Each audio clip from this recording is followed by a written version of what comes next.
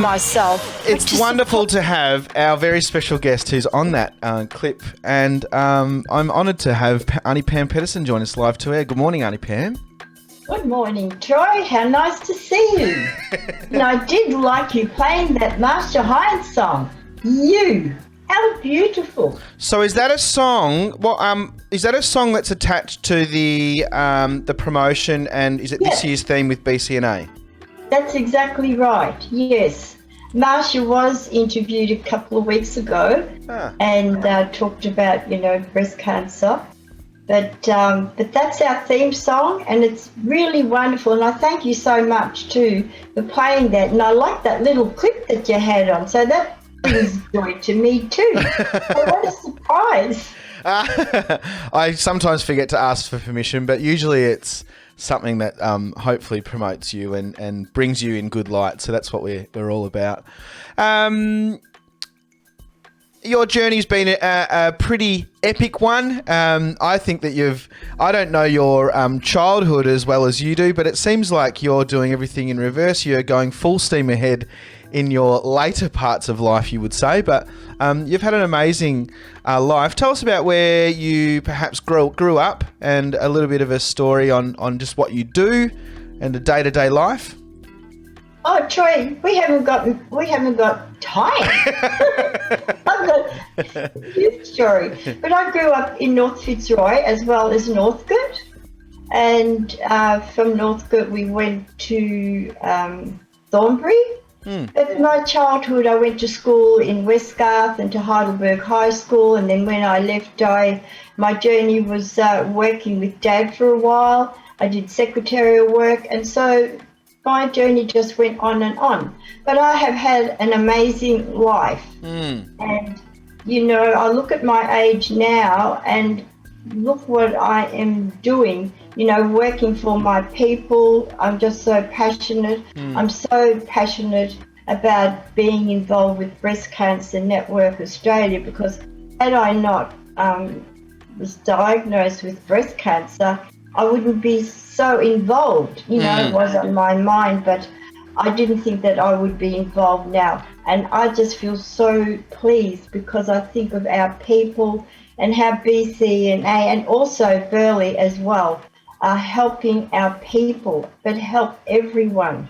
And, with BCNA, they'll help our Aboriginal people. We don't need to pay anything.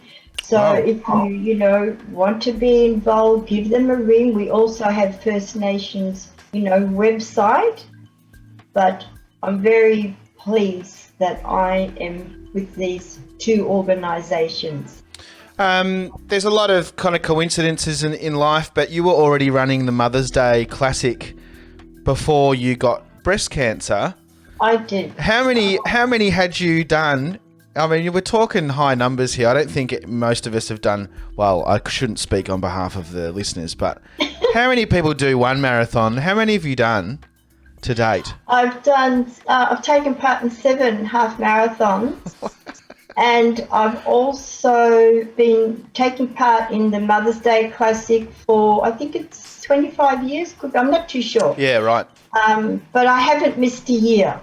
And that is what I'm so proud of. But when I was diagnosed in 2016, I just love being involved, with people who have had breast cancer or still, have cancer.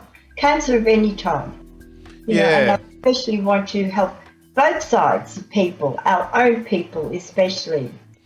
Is a lot of people are aware on this show about the stats and how First Nations, Indigenous peoples get things a little bit worse. Is it true with cancer?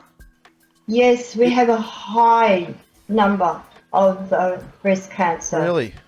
Yes, in Aboriginal people, men and women too. Yeah, we learnt that this week, that fellas have got to get checked too, or... That's right. And, for our Aboriginal people, I say, go to your health places and have your mammograms and have them each year because you don't know, It was, I thought to myself, if I'm diagnosed, well, I know why, because I was on Premier, and that was a tablet that I was taking, and the doctor would say to me, you know, that I could get breast cancer. So I thought to myself, well, if I get breast cancer, I have had an amazing life. But look what's happened. Look at my journey, how I am with amazing people. And I just love it. It's just wonderful. And I just would love to have a meeting or get together and a big yarn with our people up here in Shep and also in Melbourne. But, you know, because of COVID, well, we haven't been able to do that. That's interesting. So BCNA, there's someone that you've created a friendship and a connection with. What was unique? Because there's a fair few organisations out there, but how did you first become aware of the Breast Cancer Network Australia? Well, one of our girls who was working with BCNA, Amanda McMahon, oh gosh, what a treasure. You know, I'm so sad that she's left because she was just doing a marvellous job working for them. And she invited me to take part in the making of a possum skin. So which I did. And we did that at Peter Mac. There was a group of Aboriginal women who took part in making that. And that's how it all started, because I just didn't even think of getting in touch with Peter Mac or BCNA, never heard of them. And look at this. I love being with them. Yeah, cool. Because, you know, they're such wonderful people to Aboriginal and non-Aboriginal people. You can ring them at any time of the day and night or whatever, and there's someone there who will help you. Because we also have Aboriginal women all around who are connected with BCNA as well. I don't. Is that quite a new thing for big organisations like that to include a supportive and exclusive, I guess, channel for Indigenous people too?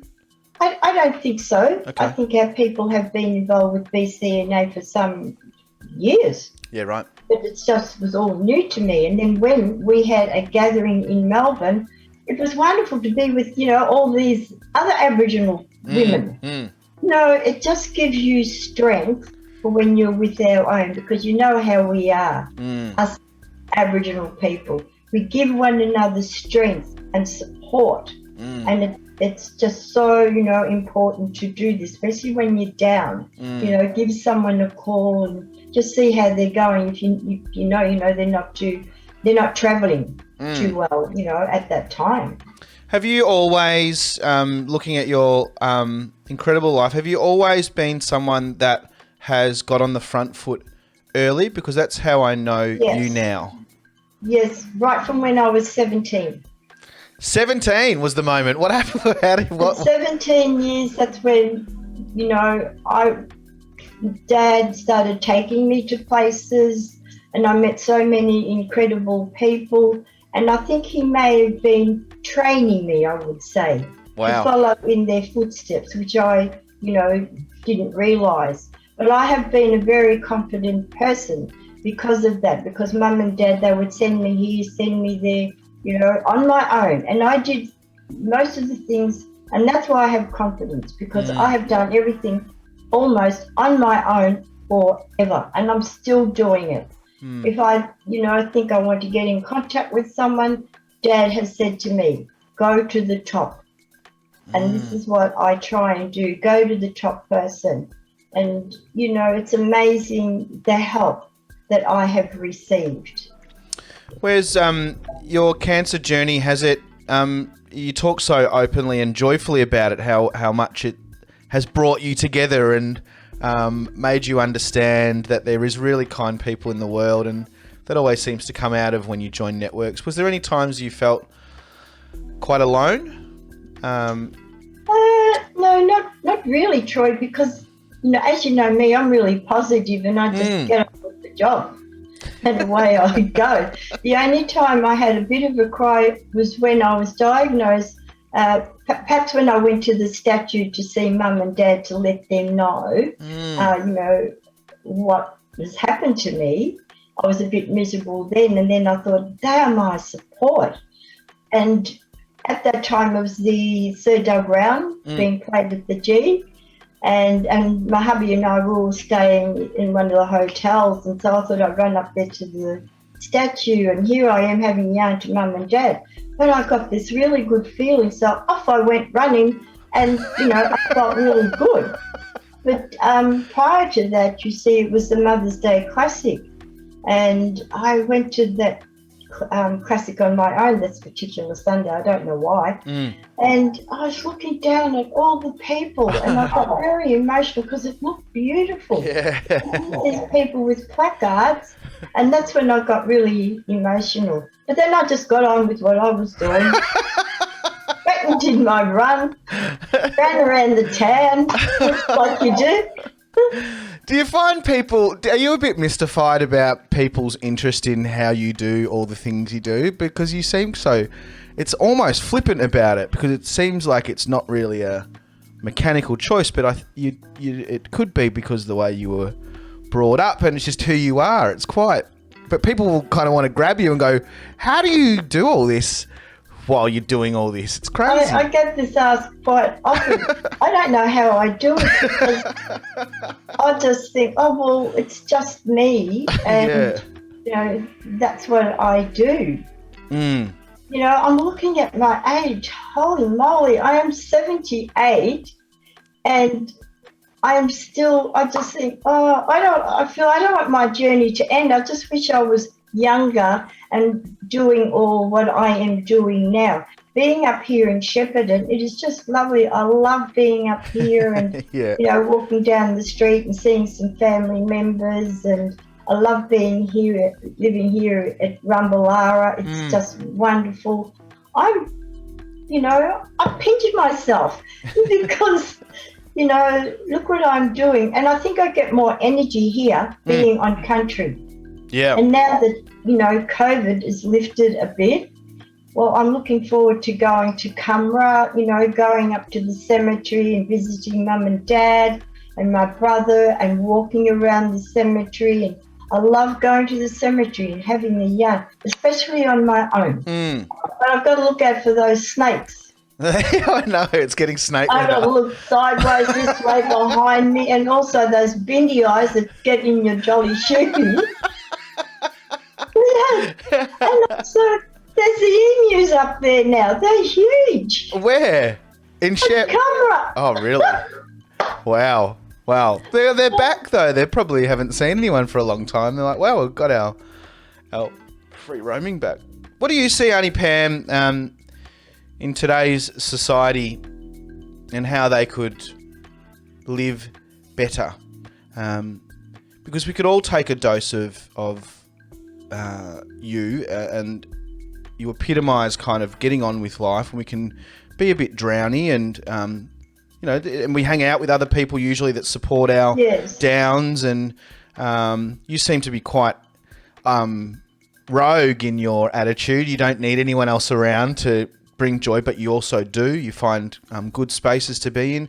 What do you see that could support, I guess, where we are now as a society, and I guess where you would offer some advice, not to a specific group, but just to general behaviour, What I would like more, because of what's happening in our lives now, is more of us gathering together in groups. Like we have a little hall over here. Our people getting together like we used to do in the old days. This is how we used to try. Mum and Dad used to take up my brothers and sisters. We used to go everywhere, like Aboriginal people do, to all these meetings. You know how we board up. Here, come on, we're going here. We're thinking, oh, no, not another meeting. But this is what we need, I think, now, to get together, say, in this little hall. Let's have our small gatherings and talk like they used to, the old people in the old days. Talk about things. Talk about things that are worrying us. Because I remember Mum and Dad, when we used to come up here to Shep or be at Cumra, we used to gather there at Cumra on the mission, and we used to have gatherings and talk. They used to think, they could solve the world. But this is what we need again, those old times of our people being together. And also include our young kids, because there's too many of our young ones getting into trouble all the time. these young ones coming before me in court. We need to have these young people come along and join in our groups and have a yarn to them. Look, stop getting yourselves into trouble. I just look at those old times now because of the situation that we're in, and I think more than ever now, we just really need to be together. Yeah, it's really hard. Kind of can't, but we hopefully are looking forward to a future together. Well, I'm looking forward to going to the river at Cumra over the Christmas period. I used to go all the time, but haven't been for, a while now. And that's how we get our good feeling. Have a yarn around the fire. And I remember my nephew, he used to play the guitar. That's what we need again. Yeah. Get the guitar out. It's so wonderful. What's this week been like and what's this month been like for you? Don't ask. Why? It's just been hectic. Has it? Everything. Just really busy. I'm still sitting on the courts, which I just love. So I'm really, been very busy. Yesterday writing up notes for courts on Friday. Just being involved in, Zoom and Teams and WebEx like all of us. So many meetings. It's nuts how many meetings we have. We've got gosh. more. Who would have thought we've got more meetings when we're supposed to be kind of having a break, or in a way? I would say that we're more professional now, seeing that we've had to learn, to have this We've got a little tech crash. technology. Yeah. I think we've all scrubbed up on our tech world. People that have ignored it have now been forced to get used to technology. There's been some great comments on the chat, Aunty Pam. Just so much love for you. Aunty would be feeling like I do at times, though we are still talking about the same issues and feel like we black in the face, but government and higher influences are not listening still. That's from Sandra Squiz. She says, "Wow, you resemble 58, not 78." What's going on here? You look so delightful and strong and inspiring. And yes, I know exactly what Aunty is saying. As you get older and more mature and have more experience, you just want to live forever. It's so cool. Lynette George says lots of love for Aunty Pam. The BCNA, I'm really looking forward to digging around a bit more about them, and I'll put up their link, put up your link, or the BCNA. Thanks for alerting us to them. What's so for women out there? It's just to get checked. Is there much more to do? What about healthy choices? Is there anything that you've changed in your life that you wish you had changed earlier? Because I've looked after, myself from when I turned 50. That was the turning point for me because I was fat buffer. But I'm starting to look like that again. My husband Eric says to me, I'm an eating machine. Well, you know what? He's right. So that's a bit annoying at the moment. But the thing is exercise. Even though I'm an eating machine, this eating machine is still out there running and going to the gym and swimming. But I'd like to send a message out there to all our people. Go for a walk. Go for a walk with a friend. Because, we've just been going through this bad times, and if you can get out and have a walk and a yarn, you'll feel so much better. But I struggle there running along, chugging along with it, but I have to do it because, because of my health, my head up here at the moment. I need to exercise. People are laughing on the chat at your fatty boomba call. Haven't heard that one in ages. But Mum used to say to call us fatty eye buckles. I remember at the table she would say, God, you didn't say God. She said, you're going to look like fatty eye buckle if you keep eating like that. Who's fatty eye buckle? Who's fatty eye buckle? Yeah, I don't know where she got it from. I can't remember, but that was the word fatty eye buckle. If she was here today, she certainly would be saying that. Oh, just look how you are. You're starting to look like Fatty Eyebuckle. What was your mother like? I've never really heard too much about Mum was her. a beautiful lady. She was very kind and shy. Yeah, So that's right. why I used to go with Dad to all these things.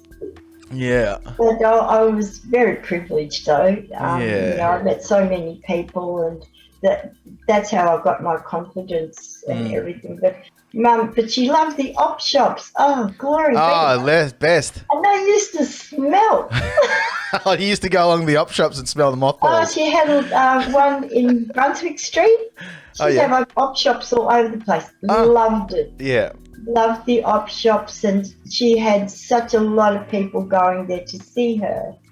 But prior to that, we used to live in West Heidelberg. When we left the Northcote football ground and Dad wanted to be involved with Aboriginal people, well, we had to move because that was really important to him then. So we moved to West Heidelberg. So for us to have money, what Mum did, I think it was an ad or something, and she used to go to Glenroy, and she had a little shop. So wherever the housing commission were building, the shop would move. So Mum had this little milk bar, and look, she loved it. She had it so beautiful. It was just a milk bar, travelling milk bar. Wow. I had that for a while. But Mum, I can remember her, because we never had a car, so she used to catch a cab to Glenroy every day. My brother and I, we had to look after ourselves, which we didn't like. And we lived off the cemetery. We lived in a terrible house, and we lived right opposite the cemetery. Wow. The house we lived in had old broken down cars in the backyard. Oh, yeah. Oh my gosh. Anyhow, we survived. Yeah, I love it. But Mum had that. She was such a business lady. Was she? Wow. Oh, she's the one who had the money. Yeah, right. She used to work hard. She just knew. She saved, to buy our first house and to buy land. We had a holiday house down at Rye. Oh, wow. And in those days, that was very tough. We were only very young. So Mum, she knew that, she knew how to save so that we would get on, because we left the Northcote football ground, so Dad wasn't getting any money. And what was your dad like? Oh, Dad, he was really humble, but oh gosh, he used to be tough with me at times, especially if I wagged school. Oh, yeah, you'd hear it from Dad first, would you? Oh, the school would be ringing up. Oh, no. Mr. Nichols, your daughter's not at school. Where is she? Around her girlfriend's place eating cakes. And you're still eating cakes? Still eating cakes? And I'm still eating muffins. My face is going to look like a chocolate muffin soon. Auntie, I haven't seen your face for a while, and usually that's a good sign of knowing whether someone's stacked or not. You look exactly the same. I don't know what you do. Well, maybe you haven't blown out. I have. I've blown out. I've got married life going on. But mate, you look great, and you sound great, and you sound healthy. That's good. Oh, thank you. Yeah. You've got to look from the shoulders down when I put the bathers on. There she comes. Waddling around like a duck. It's really cool. Aunty Pam, thanks for joining us today. We could talk about many of these things we've talked about in depth, but we'll just have to make it another time. But I'm really honoured to have you join, and thanks for taking some of your morning out to share with the listeners. And we look forward to hearing you attend your next run. Is it a bit hard? You've missed out on probably 2 runs now for the Mother's Day. Is it been cancelled the last 2 years? No, they've been having them virtual. I've taken part, this year too. Well, they done it virtually, have they? No, I ran on the tan. Ah, right. Very good. Found a way. Don't worry about that. It was so beautiful. This year was just beautiful. Oh gosh, I love it. Yeah. Anything, to do with cancer, I'm there. Wow. I want to be there because, and I love talking to the people because, it's such a hard journey for some people. Well, wonderful. I'll let you go and we'll speak to you soon. Thanks for joining us. Thank you. Thanks so much, for having me. Oh, it's our pleasure. It's our pleasure. Thank you. It's a ray of sunshine in the morning. It's what we need. Thanks, Joy. Have a good weekend. Yes, you too. Okay, I'm signing off.